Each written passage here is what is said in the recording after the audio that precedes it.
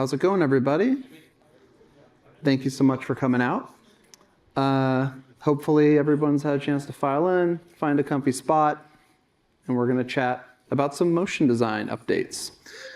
Yeah. So I'm David Gralnick, Senior Product Specialist here at Epic Games. This is the part where I do this. There I am, desaturated. And let's push forward here a little bit and let's chat and have some fun and get some questions answered, because I have a notepad. If anyone has any questions at the end, comments, concerns, I can write them down and action them. It's pretty cool. Technology. So let's push forward here. So for people who have never seen this stuff before, the motion design journey so far, our goal was to democratize the Unreal Engine through tooling and UX to cater to creative individuals in industries with little to no UE experience. Took a bit more than maybe we initially thought to accomplish that. It kind of requires a village to get that done. It's a lot of different tooling that goes into this tool set. And we're going to dig into some of it here. So let's take a look. We're going to talk about some recent industry usage. We're going to do a brief recap of 5.5's version of motion design for people who are coming at this kind of fresh. We're going to talk about some updates to cloners and effectors in 5.6, and the rest is pretty much 5.6 here. So the PSD import is something we're going to get into. For people who don't know that's coming at all, it'll be pretty cool. We have a new system called the scene state that I want to talk about. Data link, which is a system for doing a lot of cool stuff with live data. Modifiers, we have some updates to the modifier stack that I think everyone will appreciate. And we have a little something called the Motion Design Sample Project that I'm excited to announce here. And we'll talk more about that in approximately 35 minutes. So and then some 5.7 roadmap, because, I mean, we're all here to hear a little bit about the future as well, right? So let's start out with what we've gotten ourselves into lately. We've been a little bit busy, but we have some cool stuff to show from the community. So Fox Sports here, I'll run it in a second, but it is loud, but hopefully we got to be at the level in a good spot. Fox Sports ran the most recent Super Bowl, go Birds. They ran the most recent Super Bowl, a whole bunch of Unreal integration. Let's take a look. Enjoy. It's Super Bowl 59 on Fox, the Kansas City Chiefs against the Philadelphia Eagles. So Fox did a whole bunch of awesome virtual and AR graphics that were running while the game was being played. A lot of cool interstitial style stuff as well. So I'm gonna let some of that just show itself because it's neat. This whole Super Bowl was kind of New Orleans themed, hence the look and feel. Yeah, Fox is consistently upping their game with Unreal integration. This is a bit of a mixture of systems to accomplish this, and that's also something they do very well. Their pipeline is pretty advanced. So they have their, Scorebug, all that kind of stuff. That was in other software, but the actual overlay, like AR graphics like this, are all full Unreal. And this is just kind of a rip of all the neat stuff that they did for the Super Bowl. So I'm gonna let that kind of play itself through here a little bit so you guys can get a feel. For those of the few of us probably who haven't watched it, it's a pretty high-rated event. I don't know if anyone's heard of it, but it's pretty popular. So and that's Cletus sending me on to the next slide. But yeah, thanks so much, Fox Sports, for sending along that reel. And for those of you that do not know, that robot, his name is Cletus. He has a name. So there you go. Emissive Labs, Danny Tello, you're back there. I think I saw you over in the crowd somewhere. They were nice enough to submit a reel for us. They have a product called Venue 4D, and it's a really cool in-venue graphic system that runs. I'm going to talk ahead of this and then show the reel, because that's what I want to do, and I'm up here and I have the button. So essentially it's a packaged solution, and they can do hardware and control through an app that they have built. It's super cool, so let's show a little bit of what they're doing.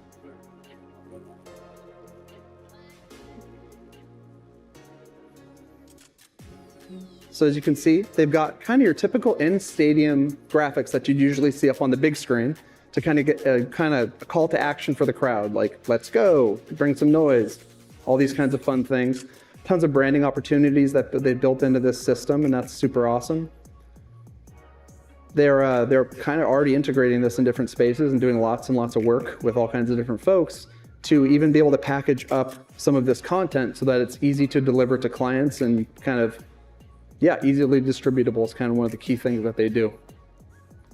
So they got some universities that they're working with, all kinds of cool stuff like that. And you can see, like, whenever you're at a game, any sort of baseball game, football game, whatever, like, these are the kind of graphics that are always up. They're always used. And why not Unreal? Why can't Unreal be the one that's fueling all this and doing super cool dynamic stuff? And so that is the market that they're attacking. And I think they're doing a pretty damn good job at it. So there we go. Thank you so much for that reel, Emissive Labs. And I'm going to do a plug here because I'm here.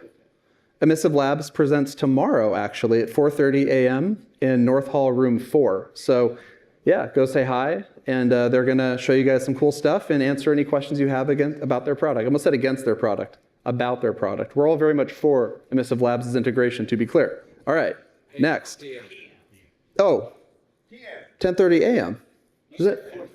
Oh, shit. 10:30 a.m. All right.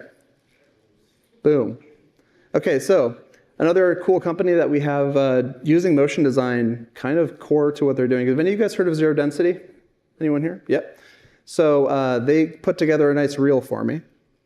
And I'm going to let that kind of play, and I'll just talk over it because there's a lot of cool stuff all in one spot. But the short version up front is that they are using motion design top to bottom for their tool set. Remote control, literally the material designer, everything, you name it, they're using it. So I'm going to let this thing play out. And what you're seeing here is some transition logic elements that they have up. You have some just kind of cool graphics that they put together, and they have this whole reel where they're showing stuff on the stage, and that's great. This is Lino. This is effectively using the Rundown API that we built, and they're doing a really great job with making it very templatized and doing kind of doing God's work, if you will, with the broadcast side of things where you have a fully working rundown system that is very broadcast standard. We weren't able to get to this level because it's just such a deep rabbit hole. But they went and did it, and it's performing great. As you can see, they're kind of transitioning through all these different graphics, and they're kind of showing, like, this is a great example here, actually, where they've got a lower third system. They have some, obviously, AR graphics that they're going to show in a little bit here. These are some full screens that they're showing off.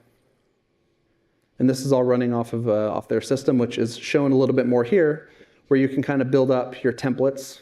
So they're kind of bringing in all these different cutouts and all that kind of fun stuff to show. And yeah, like, essentially this kind of work is one of those solutions that broadcasters, they need so that they can get a proper, like, support from a company that's got their name on something. They can call them at any hour, and they'll be there to kind of work them through any problems that they have when they're trying to run a giant event. So Zero Density, thanks so much for that reel. You can't hear me right now, but you'll see it later, and thank you. So let's push this forward a little bit. So Jesse Patella over at Redefine VFX, he does a ton of awesome tutorial work and also just some great work in general. And he really embraced the motion design system. And let's go forward here. You can see here he's got a bunch of clones of like various buildings, just awesome effector work happening throughout this thing.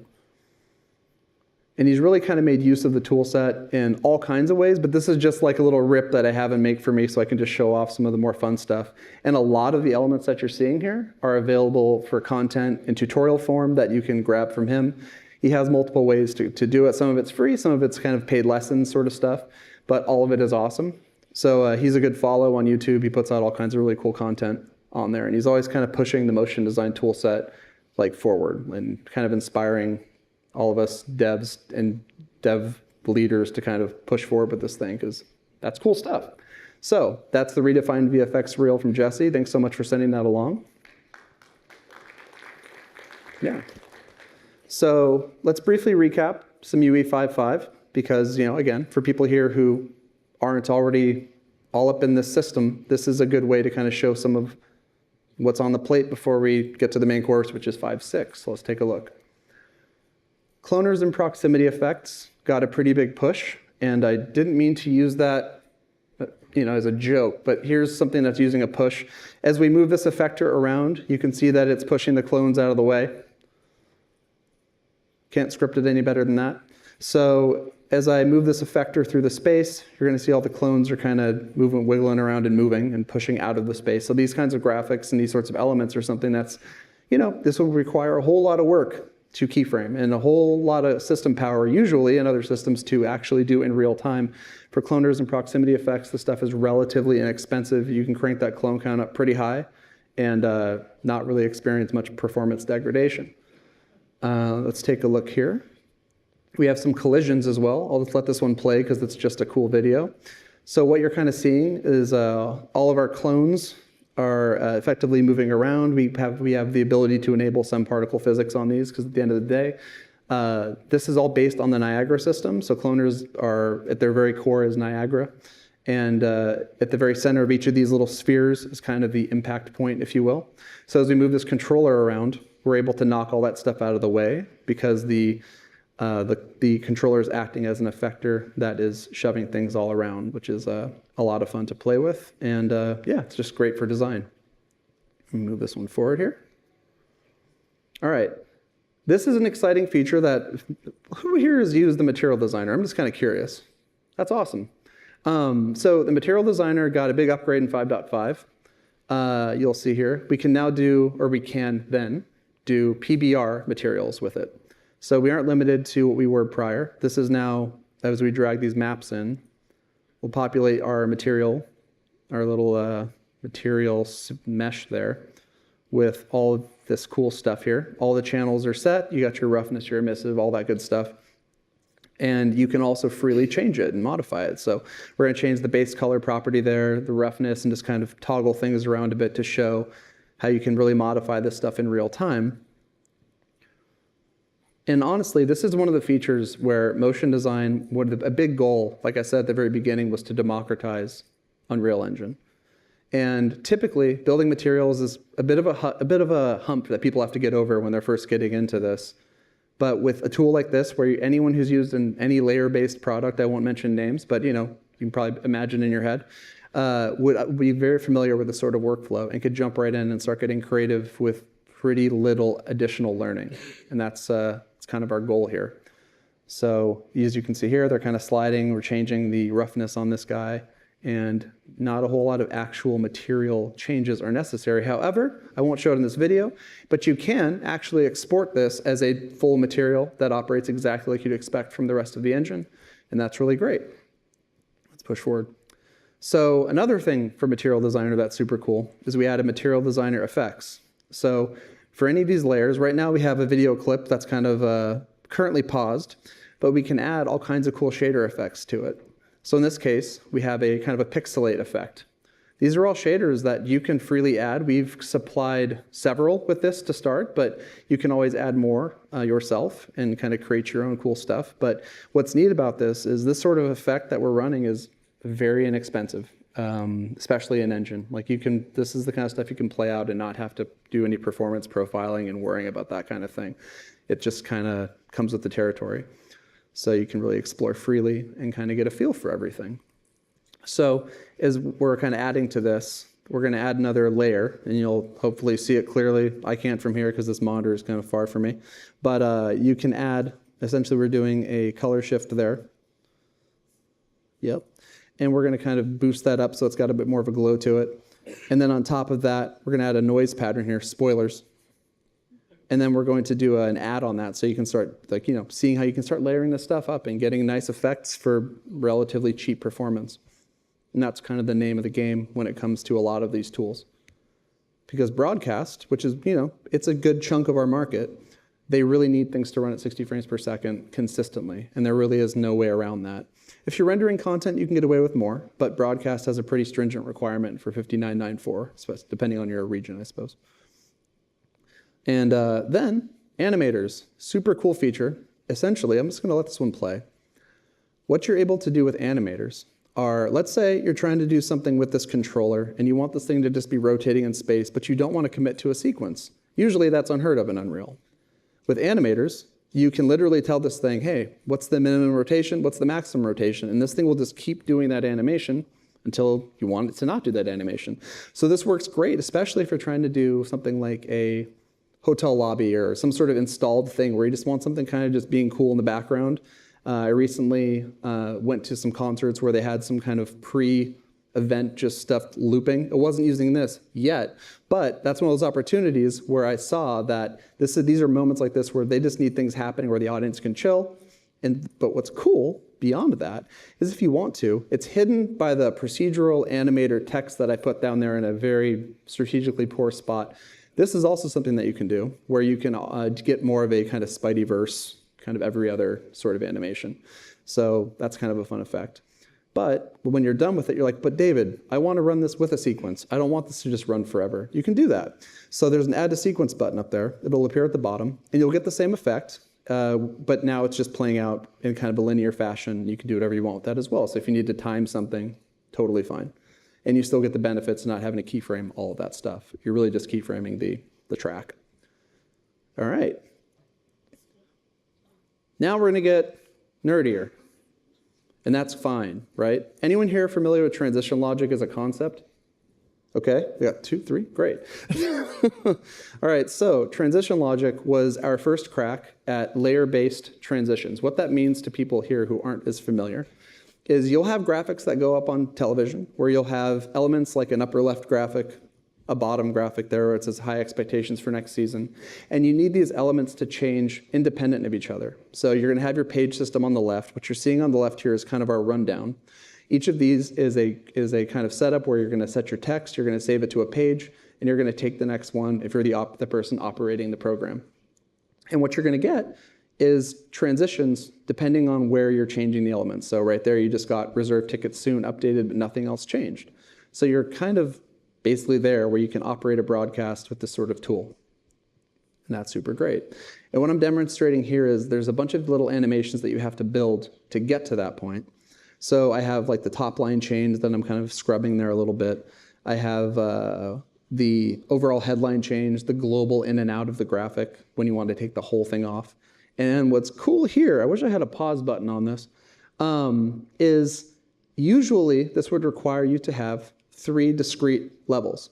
A level for the pop-up, a level for the talent to here section, and a separate level for the bottom. A little bit cumbersome. So what we did is we said, hey, what if this is all one level and we just tag the individual areas that need to be separate layers so that you don't have it to chase around as many assets all the time.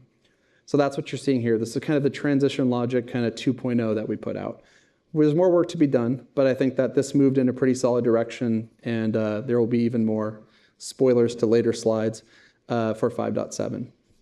Actually 5.8, I should say. All right, let's click forward.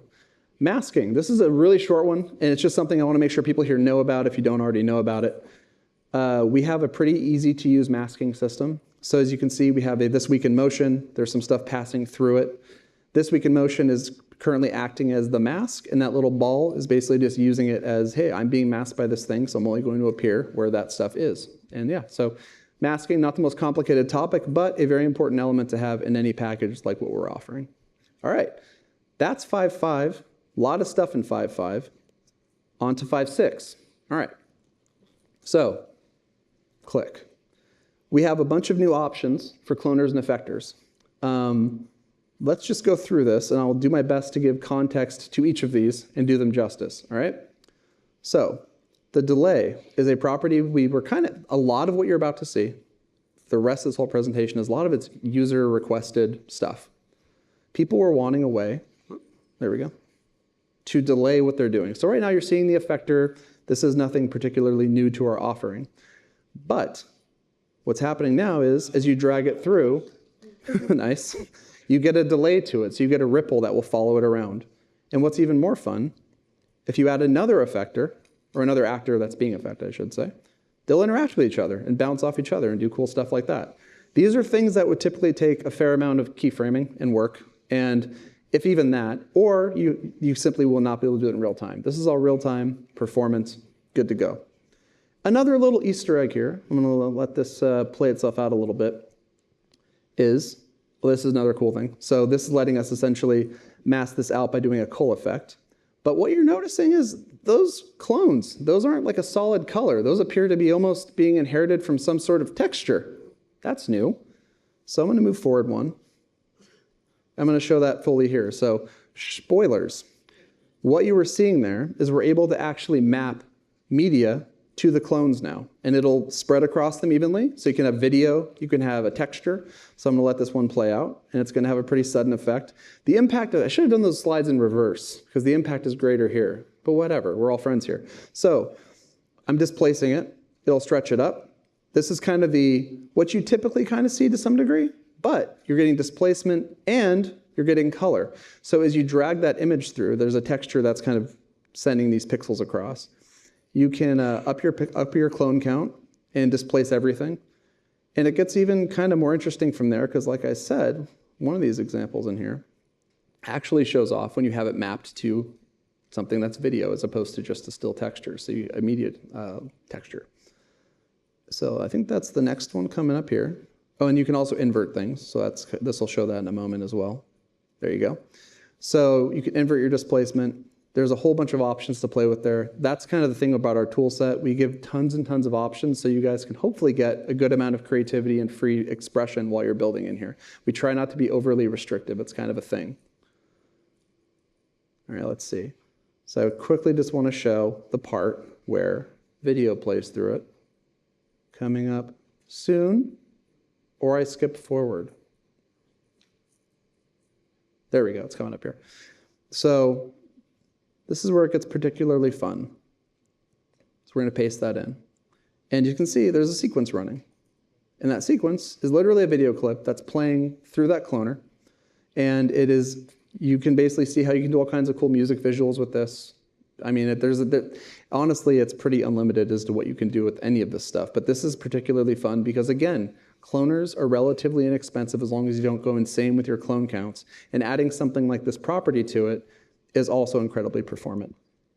All right, so the next thing, displacement and textured color. This is just kind of showing the whole sandwich at the same time really fast. So this is something where we have these cloners, and they're undulating in the middle here. They're pushing the ground to create a rippling effect, which is fun, of course. And then I'm going to use the sphere, there we go. And it's using a coal to basically make sure that that area, the pancake, if you will, is getting a bit more rippled. And then I'm going to go in, and I'm going to set some displacement up so that the ground is receiving the kind of dirt texture. It's like a sandy desert dirt texture thing. So now it's getting a bit of an offset from that. And on top of that, you can texture it as I kind of showed before, where you can actually apply a texture to it. You're not just limited, as like before, to a solid color that you pick. You can actually set that channel to accept a proper texture to it. So that's next, and then I'll scooch on. So if I go in and do that, I think I hear myself talking. That's weird. So I'm going to move forward. And so let me move forward here. So yeah, that's all fully textured. This is a fun one. Not that everything before wasn't fun, but I think you guys are going to get a kick out of this. I almost don't want to explain it. Let's see. I'll explain it after. I won't leave you hanging. Screw it. So what you're seeing here is a cool build-on effect. This is using what's called the free placement cloner. It's not quite a cloner as you'd expect. You assign it, and then you start loading actors into it and position them wherever you want. You can essentially then wipe your effector through it and just start placing them all over the level where you told them to go, and they'll pop into place. You could see how this would be super useful for any sort of, I don't know, like a marketing sort of thing where you're trying to show, like, I don't know, a housing development's being built, and here's all the houses. There's another cool use. So we have this battle bus that has, I believe it's 600 meshes that makes this thing up. It's a little Lego battle bus. We're using the same thing where it's all exactly where it's supposed to be in the environment. And as we push the effector through it, and we're going to increase the size of this thing a lot. We had a version of this where it was full color, but I like the grayscale better because it just kind of shows off like just how much is going on in there because it was kind of a solid color. So as I bring this through, you can see that it's displacing everything. And this is kind of a soft displacement, but as the effector leaves, things return to their original positions, which is utterly great. And we're going to increase this quite a bit to really give the battle bus some trouble. And then we're going to drag it through there. Same kind of thing, but you can see how this would be just super fun for any sort of build that you're trying to show off, or I don't know, if you want to just blow up a house, whatever.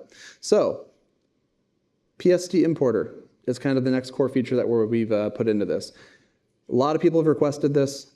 We've requested this, and we finally got a chance to do this first kind of first kind of go at it.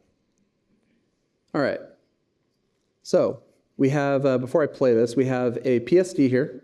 That's our own kind of marketing material that we put out before. This is like the rise of the Midas cup. And pretty standard kind of design. But, you know, what if you just want to bring it into motion design and you want to bring it in where it maintains all the layers and keeps everything intact? Well, that is now possible. So we have a PSD that I'm dragging in off camera. And it's itemizing all the individual elements there. Now this is rasterizing all the individual elements. So in this version here, what we have right now, it rasterizes all the pieces and brings them in. So I'm gonna drag it into the viewport. Layer effects intact too? Layer effects are, we tested a bunch of them. A bunch of them are working, but there's probably still some things in there that we have to check into. But you'll see here, under all the different elements, they get brought in. And we can do one little fun thing with them for now, other than how cool it is to just do this. We can offset all the layers. I'm going to move the camera over because that, honestly, that view didn't get it done. I want, you know, it's cooler than that. So if I go to the side, and yeah, there you go. Now you can really see them wobbling in and out. So you can do a lot of fun stuff with that. And in addition, if you just want to offset them a bit and not do a whole wobbly animation, that's your prerogative. So it gets a little bit deeper than that in a couple ways. So I have to see if it does smart objects. I was just testing it with pretty standard PSDs that we had, but that is a good call out. So what you're seeing here is one view of this where it actually creates a material that has all these things, a material designer material, I should say. I wobble about in this part of the recording, but we'll come back to it in a second. But the outcome is that what you're going to get is, how many people here have used the material designer a bunch already? I'm assuming anyone who's played with it has gotten a material designer. Okay. So you'd recognize this view very well. Let me jump back out and put a rectangle in there so we can actually set it up proper. And we're going to drag that and set it to material designer and drag what we just did in there. And we're going to do a little thing there. Damn it, David. There we go. And there is our full material designer material that we dragged in and just did the PSD importer with. And we're actually able to go material designer and make tweaks to all those individual layers that you're seeing. So let's see here, go into the viewport here so I can actually show it. I'm going to scale it up so it's not microscopic. And there you go. And I'm going to go and just kind of wiggle around some of the settings in here. So the emissive color, for example, I'm going to drag that guy down. And I believe I pick Midas as my target to change here. So I'm like, Midas, you simply won't do in that spot. I need to shift you around, mostly for this presentation. So we're going to grab onto Midas, move the whole thing around. I missed. There we go. Grab him on his own and shift around his position. There you go. So you can actually reposition the stuff from your PSDs. So you're not grounded entirely to what the PSD gives you. You get the elements. You can do stuff with those elements. We'll talk more about the future a little bit later. But yeah, so PSD import, please try it out. As everyone knows, 5.6 is out. So please try it. All right, so the scene state, score bugs, tickers, and beyond. This is exciting for hopefully everyone here. I don't know. Let's find out. So building score boxes, score bugs, all those sorts of tickers, live graphics like that is kind of a whole other use case that transition logic doesn't quite cover on its own. You want something that's got a whole lot more customization in the level, at least in my experience. I should have explained a little bit. My background, I was at Fox Sports for many years, and I was building all kinds of graphics there, real-time graphics, and one of them was score bugs, tickers, and all that kind of fun stuff. And one of those things you need when you're building those sorts of graphics is the ability to constantly try things and make sure nothing is wonky as you go, because that's kind of how, you just need to be able to do it. So you can test all the new functionality, make sure things don't mess with other things, and you need a way to visualize that as well. So what this allows for, hit play here. There we go. There we go. So this gives you several state machines that are managing this graphic. I'll bring the graphic back up in a second. You have a state machine that handles a score change. You have a state machine that handles a down and distance change, a touchdown, all the things that go into that. And we have this beautiful diagnostic view that will highlight the different states as you're running into them. So you can actually see what's going on and kind of troubleshoot your own stuff as you're building it. And that's a highly important part of building any of these things, is to be able to quickly diagnose problems and also just get a feel for the system as you're building it.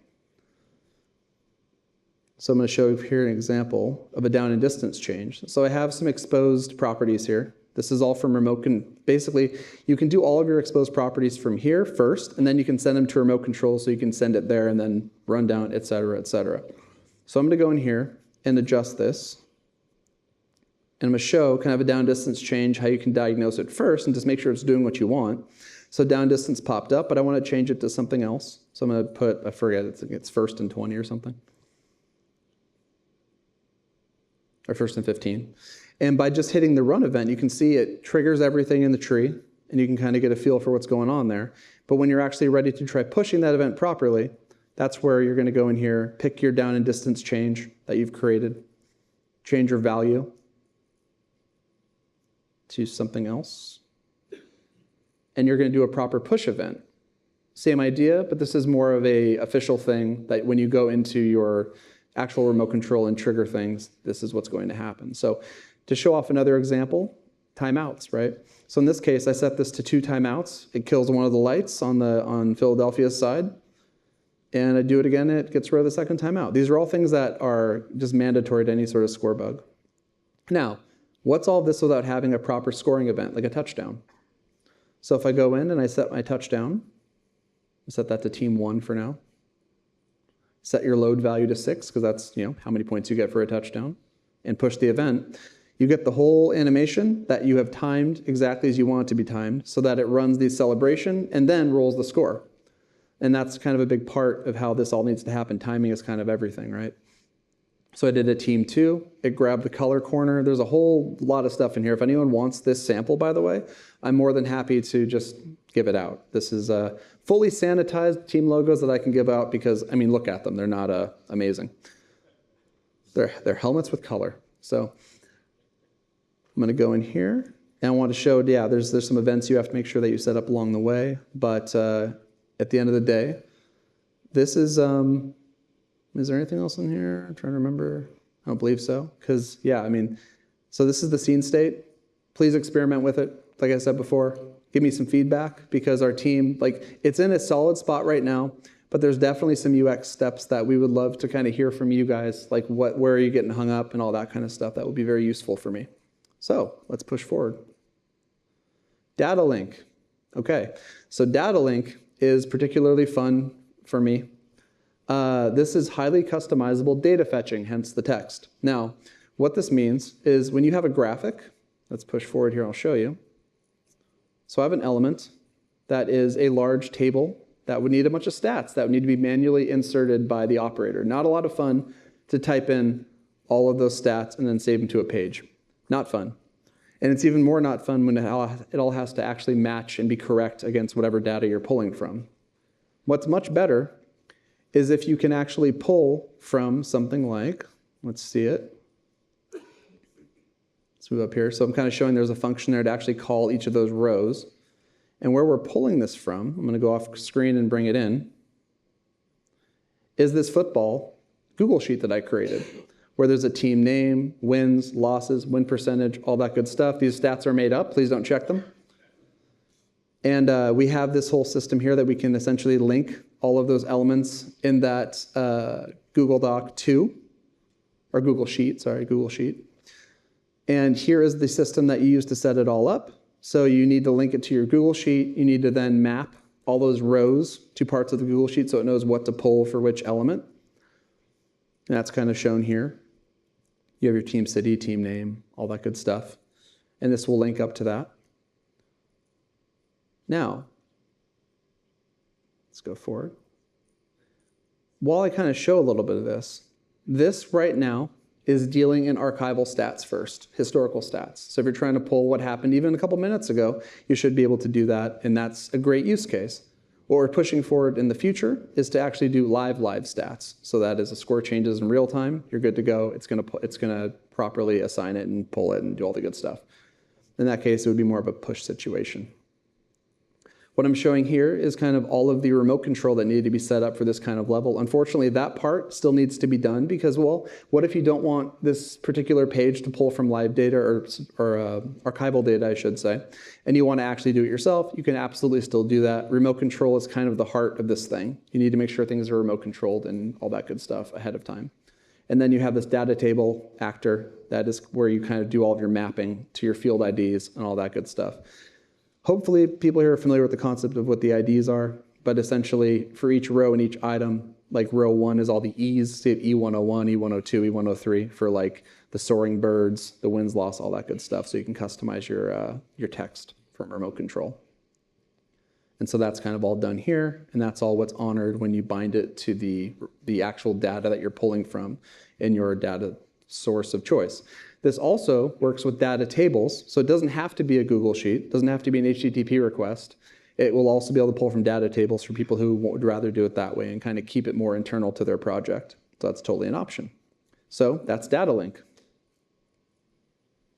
Now, Material Designer got a fun upgrade called the Media Layer. The Media Layer, it was already possible to play out video in here, but we wanted to make it a bit simpler in some ways and actually be able to assign it in Material Designer. So I'm going to play this out. And as we kind of roll through, I should have trimmed this one. But as you kind of go, I have this BG explode that I created. It's just like a little clip that I found for a cool explosion animation. And as you can see there, there's a new customizable option in your Material Designer material where you can add this media layer right there. So it's called Media. And I'm going to go in and show you what this created. The motion design template is having a bad day. It exploded, and that's apparently the guy who did it. I mean, he showed up right after. I don't think we have to do much investigation into this. He's standing right there. So we've got that running, and effectively, I have a video running in the foreground, I have a video running in the background, and that's all fully, stackable because of the nature of how Material Designer works in the first place with its layers. And I didn't actually have to do much other than just layer it correctly and make sure that we are kind of following all the rules and guidelines. The beauty of this, and I just went down there at the bottom and showed it there, is that this is actually running on a new media option that we have called Protron. Worth checking, if you can see here as I'm scrubbing this, it's like a highly scrubbable way to use ProRes. So you guys should definitely check that out. I think you'll get a lot of good use out of it, especially if you're trying to scrub video and you're finding sometimes that when you're scrubbing, it's not quite keeping up with your playhead. That might be a whole lot better now, as I'm kind of showing here. I'm just kind of scrubbing that thing, and it's very accurate, which is super fun. So let's see here. Okay, so this is, again, a super useful feature that I've been asked for several times now. We have a lot of teams that they have their team elements for all their teams, and you have logos like, I don't know, the Patriots, for example. They have a wide logo. Then you have like the Cowboys, their logo is square. And you're like, I really need this geometry that this thing is on to change its shape, but maintain its height, because we've mapped things where 512 is our fixed height, and then we have variable width, or vice versa. I've mostly seen variable width, fixed height. So what I have here is that the Unreal Engine logo, hopefully this is playing. It's not, there we go. Unreal Engine logo, which is very square. I'm gonna go ahead and change this out for a wide version. It still maintains the exact same space vertically and is able to freely change horizontally. I'm gonna show off that modifier here in a second. So I have the adaptive width and adaptive height options. Adaptive width is probably gonna be the 90% use case here, but we did wanna offer both. And here's the assets that I'm using. So this is like I said, 512 height, and this is whatever, 1260 something. It's like an eye test.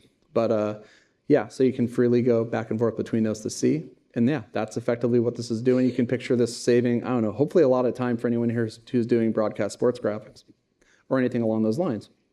So yeah, that is our size to texture modifier. A tiny but mighty feature that at least I was very excited about. Can I get a hand? Thank you. Like it sizes your textures. That's great. Okay, thank you. I should ask for that more often. All right, so motion design sample. Okay, I'm excited about this one, so hopefully this lands. All right, we're doing a sample. We've been asked for a long time, can we get a proper motion design sample so that people can just jump into this stuff and see what's up? So I'm going to show this, and then I'll explain, all right? Let's play this forward. It's a short little 30-second ditty, but this is about pretty early in the process, but they've got it in a pretty awesome spot already, I got to say. Full motion design. There's no audio. That's a shame. There we go.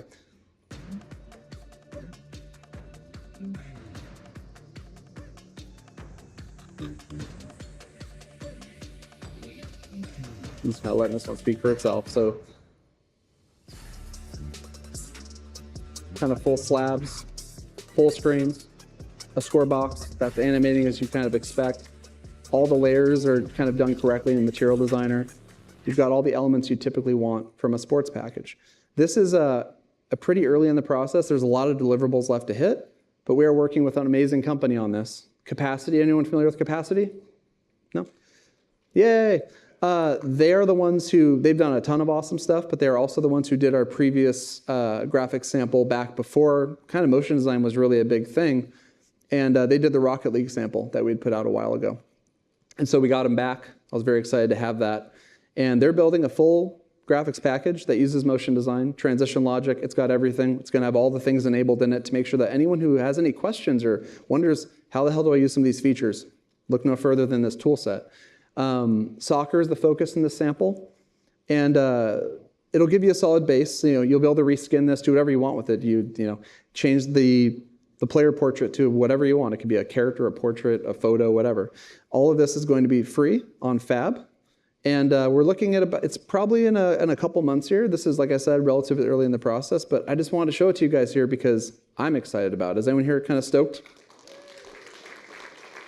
Awesome. All right. So the future roadmap, or the crystal ball, as I thought was clever when I wrote this. All right.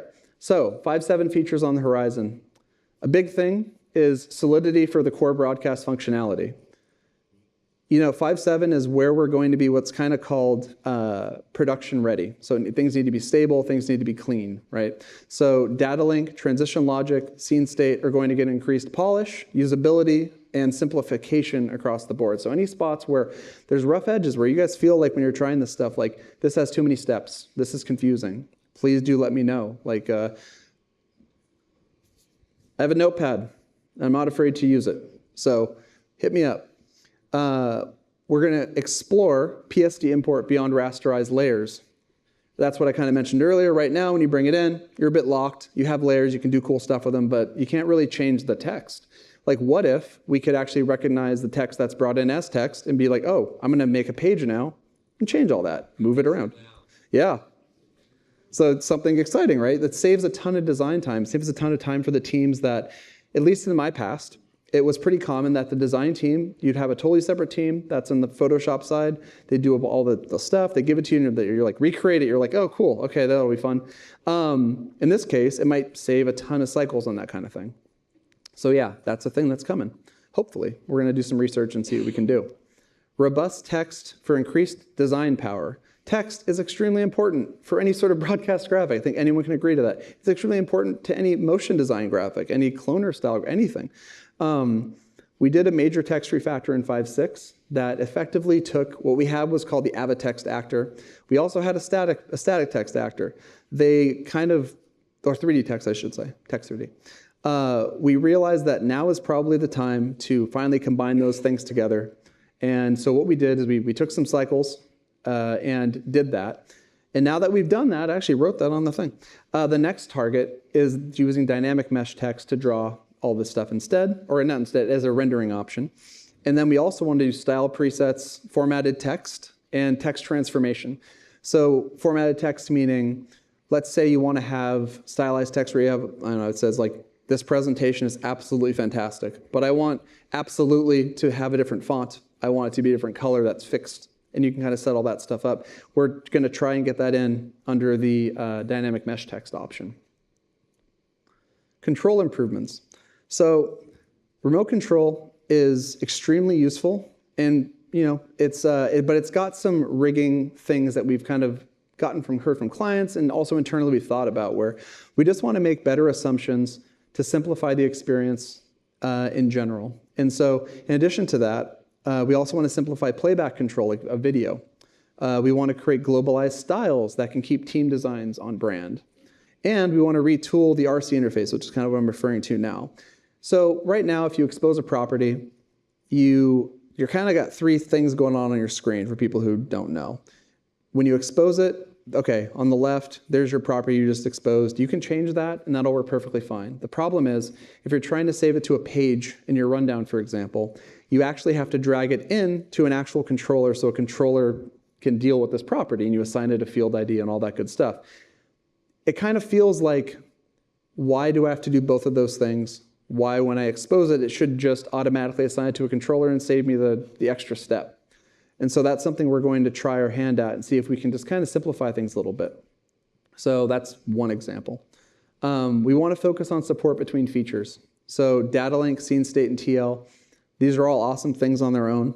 Obviously, data link, with what you guys just saw that it can do by pulling from spreadsheets and all those kinds of things, that needs to work well with scene state. It needs to work well with TL. And so we're going to make sure that all of that stuff just plays nicely, so that the questions of like, will this work with that? Well, hopefully will not happen. It'll just work.